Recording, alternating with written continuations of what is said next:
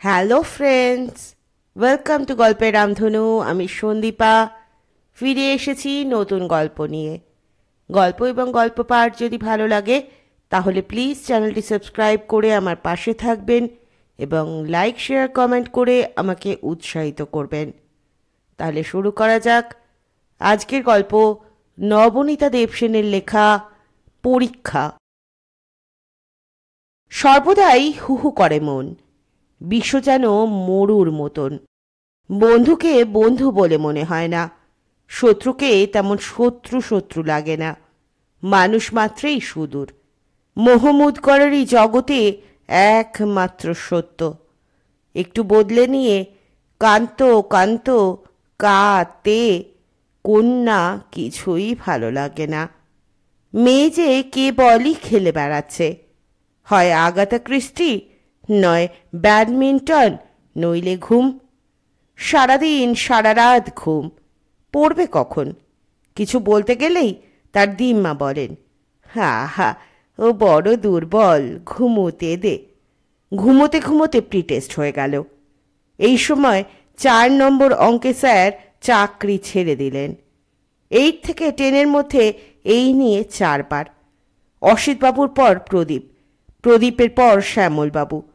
শ্যামলবাবু বহু চেষ্টা করেছিলেন। হাফ ইয়ারলির রেজাল্ট বেরোনোর পরই হাসপাতাল গেলেন। পেটে মস্ত বড় আলসার। অপারেশনের পরে আবার সাহস করে পড়াতে এলেন, কিন্তু আমি সাহস পেলাম না। শ্যামলবাবুর পরে অলোকবাবু। অলোকবাবু একদিন টাকাটা খামশুদ্ধ ফেরত দিয়ে বললেন, ও টাকা আমি আর নিতে পারি না। আমি তো তিনি সবিনয়ে খাতা খুলে দেখালেন। এই দেখুন খাতা, এত মাসে একটাও অঙ্ক কষাতে পারিনি। প্রত্যেকটা আমি নিজে কষেছি। নিজে অঙ্ক কষেছি বলে অন্যের কাছে টাকা নেব কেন? ধরে বেঁধে আধখানা মাত্র নেওয়ানো গেল, বাকিটা টেবিলে রেখে গেলেন। দেখতে দেখতে টেস্টও হয়ে গেল, স্যারবিহীনভাবেই। প্রিটেস্টে ইতিহাসে 29 ছিল, টেস্টে হলো 27, তার মানে ফাইনালে হওয়া উচিত 25। এইরকম নিউমেরিক্যাল প্যাটার্ন অনুযায়ী। মেয়ে জানালো রসিকতা করে, 2-2 করে কমছে। হাতে ব্যাডমিন্টন র্যাকেট। কলেজে উঠলে কখনো হিস্ট্রি নেব না, যা ট্রেচারাস সাবজেক্ট। কলেজে উঠতো আগে। সে উঠে যাব। র্যাকেটের ওপরে শাটল ককটা শূন্যে নাচাতে নাচাতে ঊর্ধ্বমুখেই মেয়ে বেরিয়ে যায় ঘর থেকে। উঠে যাব বললেই তো হলো না, পড়তে হবে। ইতিহাসের জন্য এক স্যারের বাড়িতে ওকে ধরে নিয়ে গেল আরাধনা। টিউটার পাই কোথায়? টেস্টের পরে কেউই নতুন ছাত্র নেন না। শেষটায় আমার এক গুন্ডা বোনপোকে, যিনি পড়িয়ে শায়েস্তা করেছেন, পাশ টাশ করিয়ে কলেজেও গুজে দিয়েছেন, তাকেই ধরে আনা হলো। তিনি এসে জিজ্ঞেস করলেন, দেখি সিলেবাসটা।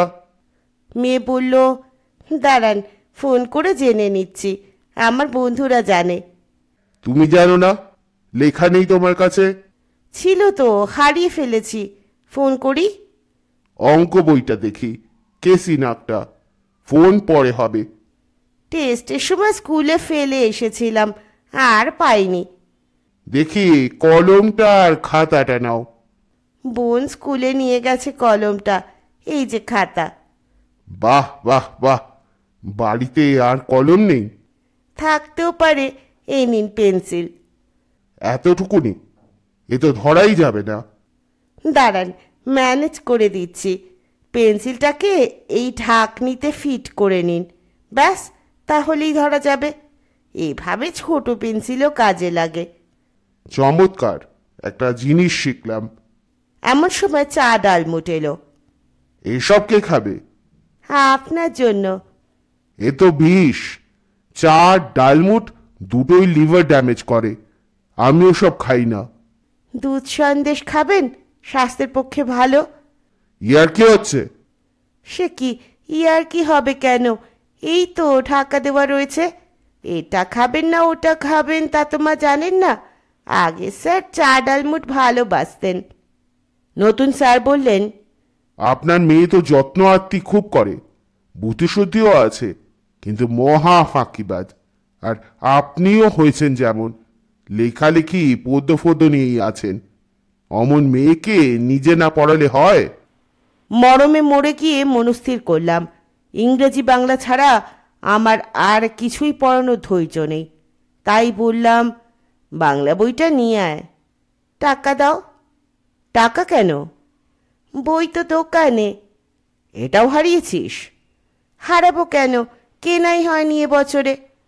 হয়েছিল না? সে তো 9-এ কিনে দিয়েছিলে। সেটাই তো 10-এর টেক্সট।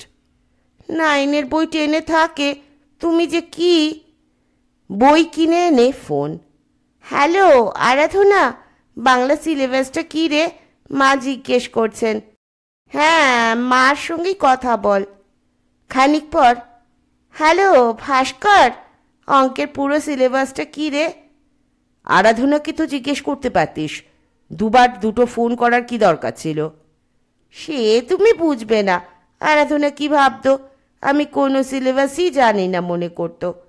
সে তো জানিসই না। জানতাম তো, এখন না হয় ভুলে গেছি। 2 বছর ধরে কখনো মনে থাকে? মা তুমিই বলো। পড়ানো চলছে। এপ্রিলে পরীক্ষা। আমার এক প্রিয় ছাত্রীকে টিউটর রাখলাম ফেব্রুয়ারি মাসে, ফিজিক্স কেমিস্ট্রি পড়িয়ে দিতে। একটা ছোট ভাই ফিজিওলজির ভালো ছাত্র ছিল, তাকে বললাম বায়োলজিটা দেখিয়ে দিতে। ছাত্রটির সঙ্গে খুবই ভাব হয়ে গেল মেয়ের। আড্ডা, গল্পের বই এক্সচেঞ্জ, পরচর্চা, একটু একটু পড়াও দিব্যি চলতে লাগলো ফাঁকে ফাঁকে। কিন্তু এই মামা বেচারির সঙ্গে তার পিঠ ও পিঠির মতো সম্পর্ক, নিত্যই যুদ্ধ। বই নিয়ে বসাই হলো না, দুপক্ষ থেকেই অনবরত নালিশ। তবে দীপু মামা বাঁশিটা বাজায় ভালো। বায়োলজি শেখা না হোক, টেস্টের পরই মেয়ে এ আর এমন কি বলে হঠাৎ আর বাঁশি বাজানো রপ্ত করে ফেলল। দিবারাত্রি বাঁশি বাজছে আমার বক্ষ বিদীর্ণ করে, নীরর বেহালার মতো। কিছু বললেই বলে একটু রিল্যাক্স করছি। ইতিমধ্যে একদিন একটি বাউল আমার কাছে তার দোতারাটি বিক্রি করে গেল 100 টাকায়। আর যাবে কোথায়? কোথায় অঙ্ক, কোথায় ইতিহাস? দোতারা নিয়ে পড়লেন মেয়ে। 2 দিনের মধ্যেই বাউলের দোতারাতে where have all the flowers gone, long time passing বাজতে লাগলো, ঠিক গিটারের স্টাইলে। সঙ্গে ছোট বোন গাইতে লাগলো এবং মামার বাঁশি। সুন্দর একটা ফ্যামিলি কনসার্ট গ্রুপ তৈরি হয়ে গেল। অগত্যা দোতারা এবং বাঁশি নিয়ে মূর্তিমতি শিল্পশত্রুর মতো আলমারিতে তালা চাবি দিয়ে রাখলাম। মেয়ে খুব সিভিলাইজড, নিয়মিত 3খানা কাগজ পড়ে। ইন্দিরা মোরারজি চরণ বিষয়ে গভীর জ্ঞানী। ভুট্টোকে নিয়ে খুব গুরুত্বপূর্ণ আলোচনা করে। পরীক্ষার দিন সকালে, বিশেষত টেস্টের সময় রেগুলারলি দেখেছি। ইদানিং দেখেছি খবরের কাগজ খুলে শীষ দিতে দিতে কেমন অন্যমনস্ক হয়ে যায়। যাক, তবু পরীক্ষার ভাবনাটা মাথায় ঢুকেছে। এমন সময় মেয়ে একদিন কথা কয়ে উঠল, আজকাল বেড়াল ছানারা আর ছানা নেই মা, ওদের দুধটা কমিয়ে মাছটা বাড়াতে হবে, নইলে ওদের গ্রোথ হবে না ঠিক মতন। ও, তুমি শীষ দিতে দিতে বেড়ালের ভবিষ্যৎ চিন্তা করছিলে, নিজের নয়? নিজের নিজের কি চিন্তা? কোনো চিন্তা নেই? না, মানে কোন স্পেসিফিক চিন্তাটার কথা বলছো? পরীক্ষাটা।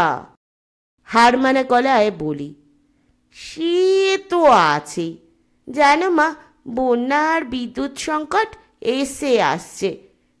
সেজন্য বিদ্যুৎ সংকট নিয়ে গভীর ভাবনা হয়েছে মেয়ের। রাত 8টা থেকে সকাল 8টা ভাবছে। আলো নিভলেই ভাবতে শুরু করে। সকাল 2টো পর্যন্ত নিশ্চিদ্র ভাবনা। মাঝে শতবার আলো ফিরলেও ডেকে তোলা যায় না। সেদিন এক ভদ্রলোক এসেছেন আমার কাছে। কলকাতার বাইরে একটা সাহিত্য উৎসবে নিয়ে যেতে চান পয়লা বৈশাখ। মেয়েরা পাশে এসে যথারীতি বসে আছে, চোখ গোল গোল করে শুনছে। তিনি কত যত্ন করে নিয়ে যাবেন টানা মোটরে। ওখানে কি কি দ্রষ্টব্য স্থান! যেই বললাম এখন তো যাওয়া অসম্ভব, পরীক্ষাটা হয়ে যাক, অমনি মেয়ে বাধা দিয়ে ওঠে, চলো না মা, চলো না, কি সুন্দর, কি ভালো লাগবে, চলো না মা। আরে পরীক্ষা না তখন? আমি তো তাজ্জব, কি পরীক্ষা? ও, তখন এমএ চলবে বুঝি? একেবারেই সরল চোখ, অস্বচ্ছ রাগ হয়। রাগ চেপে রাখা আমার স্বভাব নয়, তবু যথাসাধ্য দাঁতে দাঁত চেপে বলি, কি পরীক্ষা জানো না? পয়লা বৈশাখ মানে 14ই এপ্রিল। 17ই এপ্রিল থেকে কার পরীক্ষা? 17ই? ওহো, সরি, বুঝেছি। লজ্জায় এক গাল হেসে ফেলে বলে, স্কুল ফাইনাল আমাদের তো। আমি মরিয়া হয়ে বলি, এটা মার্চ মাসের 7 তারিখ, 1 মাস 10 দিন মাত্র বাকি। এখনো জিজ্ঞেস করছো কার পরীক্ষা মা? আমি কি বিষ খেয়ে মরব? সভ্যতা ভব্যতা বিস্তৃত হয়ে জনসমক্ষে ইতর্জনের মতো কাতরে উঠি। বেগতিক দেখে ভদ্রলোক, আচ্ছা নমস্কার, এবার তাহলে থাক, বরং সামনের বছরে বলে ছুটে পালিয়ে যান। খুব অপ্রস্তুত মুখে মেয়ে গিয়ে পড়তে বসে, বাঁ হাত কুকুরের মাথায় হাত বোলাতে বোলাতে। তাতে পড়া ভালো হয়। লক্ষ্মী এসে নালিশ করে, বর্দিমণি রোজ রোজ নিজের দুধ আর সন্দেশটা মাস্টারমশাইকে খাইয়ে দিয়ে নিজে চা ডালমুট খাচ্ছেন। সে কি কথা? আমি রোজ দেখতে পাই বর্দিমণি পড়তে পড়তে ডালমুট চিবোচ্ছেন আর মাস্টারমশাইয়ের গোফের স্বর। কাল থেকে দুজনকেই দুধ সন্দেশ, চা ডালমুট মোটে টেবিলে দিবি না।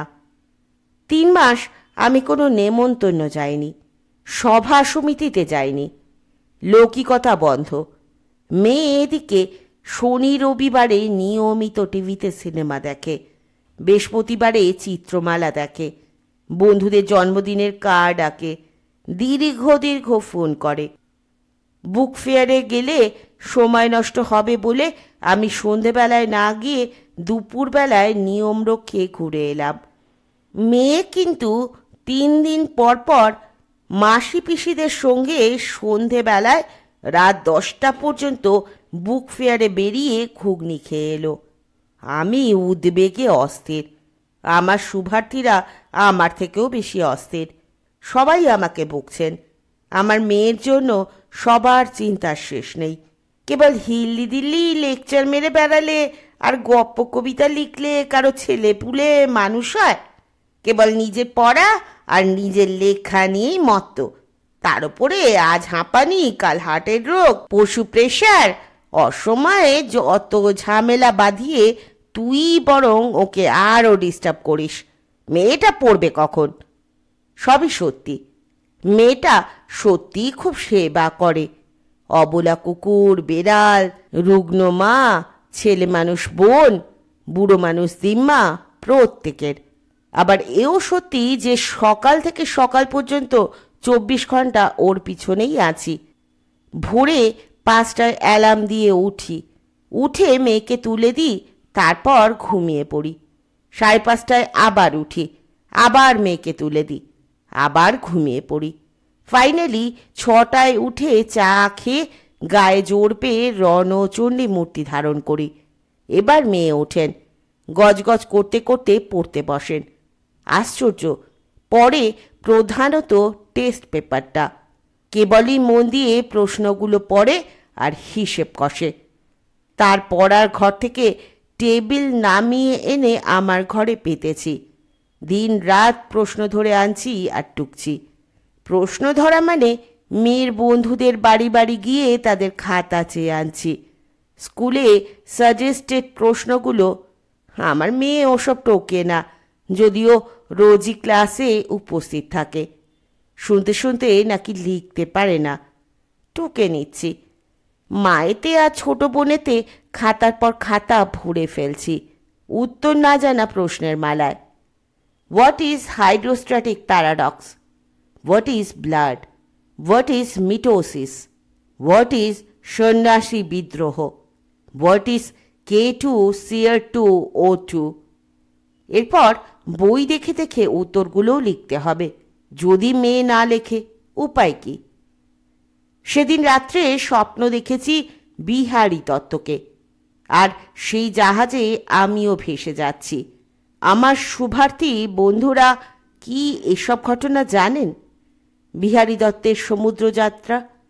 আমাকে উত্তর লিখতে হয়, আমাকে জানতে হয়। What did the selfish giant see? How was tenor rewarded? আমাকে পাগলের মতো ছুটোছুটি করে বড়িক তুলো, কাঁচি, ডেটল, ব্যান্ডেজ আরও 50 রকম টুকিটাকি কিনে আনতে হয়। একটা ভালো দেখে বাক্স জোগাড় করে তাতে ধবধবে কাগজ আঠা আটতে হয়। তাতে লাল কাগজে রেড ক্রস কেটে লাগিয়ে ফার্স্ট এড বক্স তৈরি করে দিতে হয়। এই বাক্সের জন্য 10 নম্বর মাত্র বরাদ্দ। আমাকে প্রত্যেকটা প্র্যাকটিক্যাল খাতা ভাস্করের খাতা দেখে দেখে এঁকে দিতে হয়। আমি বিছানায় শুয়ে চোখ বুঝলেই কত রকম প্যাটার্ন দেখতে পাই। ককরোচের এলিমেন্টারি সিস্টেম, ফ্রগের ইউরিনোজেনিটাল সিস্টেম, ফিমেল টোডের রিপ্রোডাক্টিভ সিস্টেম। এত কষ্টের মূল্য নাকি মাত্র 2 নম্বর। তাছাড়া কিছুদিন হলো মেয়েকে ভাত খাইয়ে দিতে হচ্ছে। তার হাতটা জ্বলে গেছে, কেননা ওয়ার্ক এডুকেশনে সাবান তৈরি করেছেন তিনি। সে সাবানের সোজা পোটেন্সি একটা কাঠের ট্রেতে রাখা ছিল। তাতেই ট্রেটাতে ঠিক শ্বেতের মতো ছাপ ধরে গেছে। এ সাবান কিন্তু গায়ে মাখার জন্য। নীল, হলুদ, গোলাপি, লোভনীয় স্বপ্নীল, প্যাস্টেল রঙে ফ্রি পাওয়া যায়। আমাদের বাড়িতে এখনও গোটা 10 আছে। চাই ওয়ার্ক এডুকেশনের জন্য মেয়েরা না হোক, আমাদের হোল ফ্যামিলির যেমন ওয়ার্ক তেমনই এডুকেশন হলো। মাটি মাখা, মাটি ছানা, মূর্তি গড়া, কত কিছুই আমি করতে পারি এখনো। সেই মূর্তি থেকে প্লাস্টার অফ প্যারিসের ছাঁচটা শিবুই বানিয়ে দিয়েছে অবশ্য। সেই ছাঁচে ফেলে ফাইনাল মূর্তিটা বের করেছে মেয়ে নিজেই। দীপু ওটাকে স্প্রে পেন্টিং করে দিয়েছে টুথপেস্ট টুথব্রাশে ছিটে মেরে, ভাস্করের ইনস্ট্রাকশনে। মেয়ে বলছে চলবে। পিঠে একটা বিশাল নম্বর আটা, ওর ফাইনাল পরীক্ষার ছাপানো রোল নাম্বার। কিরে, হয়ে গেল? কথা বলো না, সময় নেই। স্কুল পারফরমেন্স খাতা লাগবে এক্ষুনি। কেউ কি দেখেছো খাতাটা কোথায়? মেজাজ একেবারে মিলিটারি। যেহেতু সবগুলো খাতায় সযত্নে বাহারি মলাট লাগানো আমারই বৈধ কর্তব্য, আমি তক্ষুনি মনে করতে পারলাম স্কুল পারফরমেন্স খাতাটা কোথায় দেখেছি, এবং খাতা বগলে থ্যাংক ইউ বলেই মেয়ে ছুটল। রিকশার পেছনে পেছনে ছুটতে লাগলো বন্টি এবং মামাটি। রিকশা দাঁড়ালো না। বিকেলে ফিরে শুনলাম তারা ছুটতে ছুটতে স্কুল অবধি গিয়েছিল। ঢুকেই শুনি ঠিক দিদিরই রোল নাম্বারটা ডাকা হচ্ছে পিটি পরীক্ষার জন্য। দিদি তক্ষুনি দৌড়তে দৌড়তে হলে ঢুকে গেল, বগলে খাতা। আমাদের দিকে তাকালোই না। অমন হাঁফিয়ে হাঁপিয়ে কেমন পিটির কায়দা দেখিয়েছে কে জানে। পরীক্ষার 3 দিন বাকি। মেয়ে এসে বলল, জানো মা, আরাধনাটা এত অন্যমনস্ক, অ্যাডমিট কার্ডটাই হারিয়ে ফেলেছিল। অবশ্য এখন খুঁজে পেয়েছে। তোরটা আছে তো? হ্যাঁ হ্যাঁ আছে। জানো মা, অলকা লাহিড়ির ব্যাপারটা আরও খারাপ। ধোপার বাড়িতে চলে গিয়েছিল, কুড়মুড়ে হয়ে ফিরে এসেছে। কি হবে? তোরটা কই, বের কর তো। কি হবে বের করে? ওই তো ড্রয়ারে। তবু একবার দেখা না। এই দেখো বাবা দেখো। খুব কনফিডেন্টলি ড্রয়ার খুলেই মুখ শুকিয়ে এতটুকুনি। তারপরই ড্রয়ার তোলপাড়, তারপর সারা বাড়ি তোলপাড়। মুহূর্তেই প্রবল মাস মোবিলাইজেশন ঘটে যায়। বাড়িসুদ্ধ প্রত্যেকেই প্রত্যেকটা আনাজ কানাজ বাক্স ড্রয়ার তন্ন তন্ন করে ঘাঁটছে। ঘাঁটতে ঘাঁটতে যে যা খুঁজে পাচ্ছি নিয়ে নিচ্ছি। ছোট মেয়ে নিলেও একটা শক্ত ইরেজার, আমি পেলাম মরচে পড়া কাঁচিটা, মা পেলেন একটা জর্দার ডিবে, শিবু পেল স্ক্রু ড্রাইভারটা। শেষ পর্যন্ত খবরের কাগজের ডাই থেকে বেরিয়ে পড়ল মেয়ের অ্যাডমিট কার্ড আর মায়ের হারিয়ে যাওয়া মাইনের চেকটা। পরীক্ষার ডামাডোলে খুঁজে পাচ্ছিলাম না গত মাস থেকেই, কাউকে বলিনি। এখন কে কাকে বকবে, ডবল কেলেঙ্কারি। আমি দুটোই চটপট আলমারিতে তুলে ফেলি। মেয়েকে যেই বলেছি অ্যাডমিট কার্ডটা না পেলে তুই কি করতিস, অমনি আমার মা জবাব দেন, বোর্ডে গিয়ে তোমাকেই ডুপ্লিকেট নিয়ে আসতে হতো, কিন্তু চেক না পেলে তুমি কি করতে? হোল নাইট প্রোগ্রামগুলো আমাদের মা মেয়ের এখন যুগলবন্দি হয়ে গেছে। ঠিক লুচি ভাজার প্রসেসে কাজ দ্রুত এগোচ্ছে। বেলা ভাজা খাওয়া, লুটশিটে আমি একটা প্রশ্নের গরম গরম উত্তর লিখে এগিয়ে দিচ্ছি, আর শেষে লুফে নিয়ে একটা প্রশ্নোত্তর কপা কপ গিলে ফেলছে। হ্যাঁ, এগুলো সব আগেও লিখে দিয়েছিলাম প্রি টেস্টের আগে, টেস্টের আগেও খাতাতেই। কিন্তু সেই সব খাতা এখন আর নেই। জন্মের শোধ কিছু হারিয়ে গেলে আমার মেয়ে বলে কোথাও মিসপ্লেসড হয়েছে। মেয়ের শরীরে উদ্বেগ নেই, সত্যি স্থিতধীপ্রাণী, দুঃখে অনুদ্বিগ্ন, সুখে বিগত স্পৃহ। মন্দ রেজাল্টেও ভীত নয়, ভালো রেজাল্টেও স্পৃহা নেই। পরীক্ষার আগের দিন বাড়িতে বিজয়ার মতো জনসমাগম। ফোনের পর ফোনে শুভেচ্ছা আসছে, প্রণাম, মিষ্টান্ন, উপদেশ, স্মৃতিচারণ, অ্যাডভান্স সান্ত্বনা, আগাম সহানুভূতি, ফ্রি, লাস্ট মোমেন্ট সাজেশনস। পুরো দিনটাই গেল অত শুভেচ্ছায়। শেষ মুহূর্তে মেয়ের অমন লোহার নার্ভও ফেল করল। মোটা মোটা চশমার কাচের পিছনে ভীতু জল চকচক করে উঠল। সদ্য পঞ্চদশী হয়েছেন, ঠিক টেস্টের আগেই। খুবই গ্রোন আপ ভাবছিলেন নিজেকে। এমন সময় দিম্মা কোলে নিয়ে বললেন, ভয় কি রে, তোর মা আরও ফাঁকিবাজ ছিল, ঘাবড়াসনি তুই। মেয়ের মন ভালো করতে একটা নতুন ক্লিপবোর্ড কিনে তাতে নাম লিখে দিলাম। ওপরে শ্রী শ্রী সরস্বতী নমঃ লিখতে গিয়ে কীরকম একটু লজ্জা করল। লিখলাম, জয় বাবা ফেলুনাথ। ফেলুদের নাথ তিনি, মা সরস্বতীকে কেন আর কষ্ট দেওয়া। পরীক্ষার দিন ভোর 4টেয় উঠেছি, মেয়েও 4টেয় উঠেছে। আমি এখনো দ্রুত উত্তর লিখছি কালকের সাজেস্টেড প্রশ্নের। মেয়ে অলস চোখ বোলাচ্ছে, বোর্ড মুখে। তুমি কার, কে তোমার। বোনও 4টেয় উঠেছে, কলমে কালি ভরছে, পেন্সিল কাটছে, ইরেজার, রুলার, মোজা, রুমাল এইসব গুছিয়ে রাখছে, জুতো পালিশ করছে, বোতলে জল ভরছে। দিম্মাও 4টেয় উঠেছেন। পরীক্ষার ভাত রেডি হচ্ছে, টিফিন তৈরি হচ্ছে, পোশাক প্রস্তুত।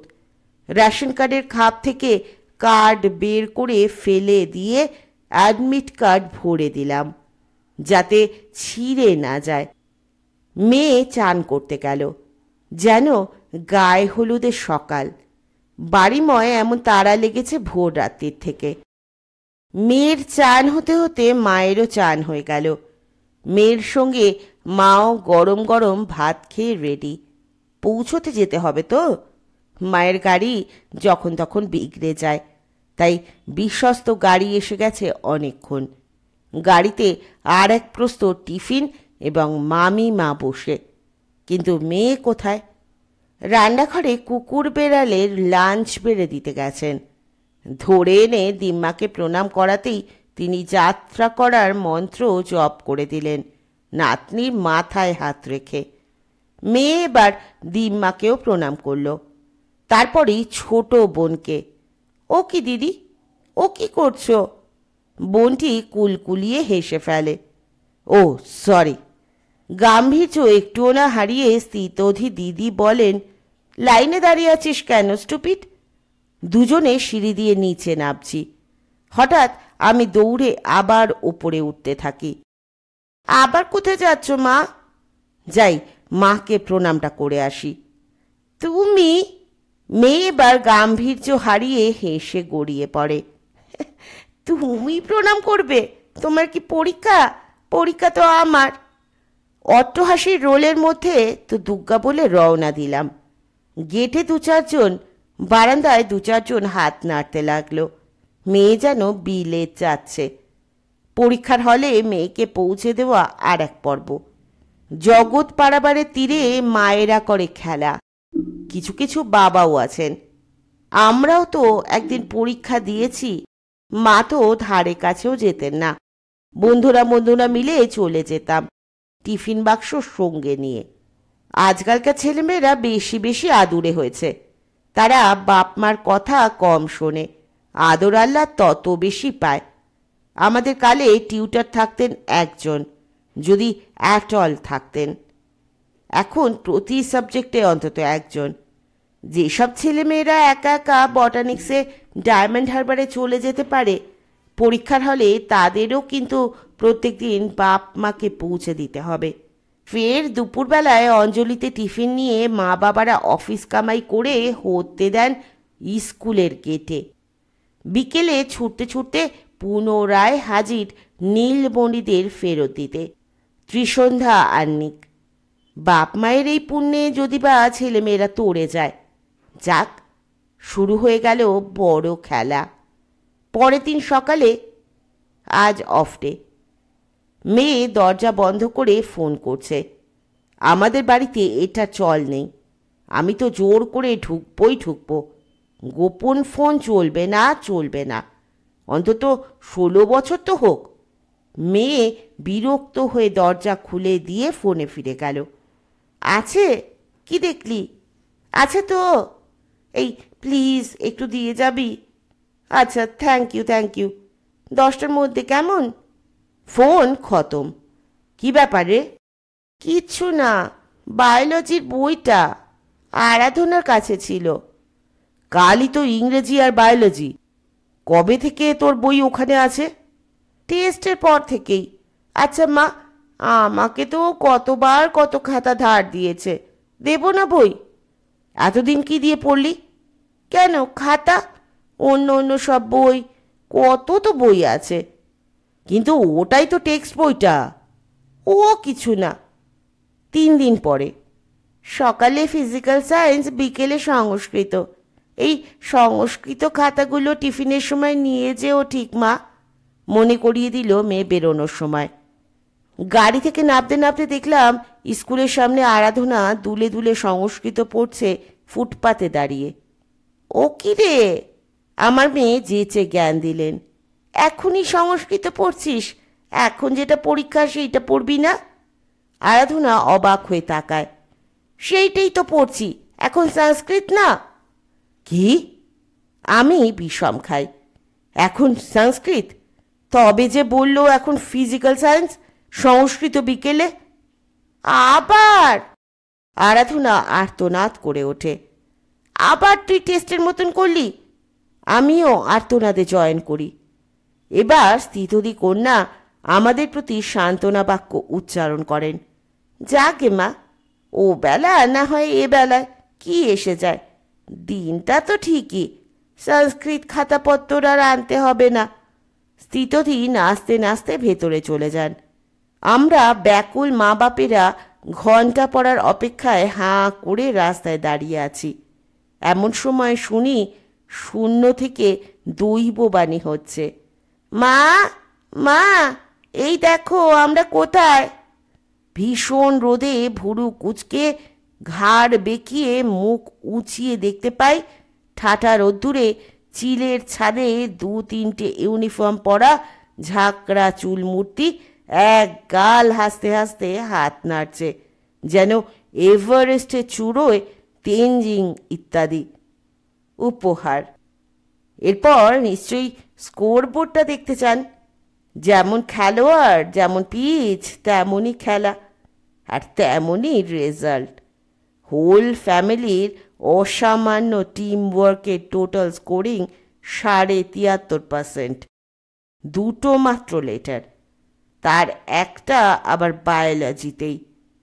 ঘরময় দৌড়ে দৌড়ে ধপা ধপ শব্দে একটা বল বাউন্স করতে করতে মেয়ে বলল, মা তোমাদের 70, আমার 3.5 এফর্ট ওয়াইজ। দিম্মাকে সেই প্রণামটা তুমি যদি করতে, স্টারই পেয়ে যেতাম নির্ঘাত। শুনছিলেন নবনীতা দেবসেনের পরীক্ষা। কেমন লাগলো গল্প জানতে অপেক্ষায় থাকব। তাহলে পরের দিন এসে হাজির হব আবার নতুন কোনো গল্প নিয়ে। ততক্ষণ পর্যন্ত সকলে ভালো থাকবেন, সুস্থ থাকবেন, পাশে থাকবেন। নমস্কার।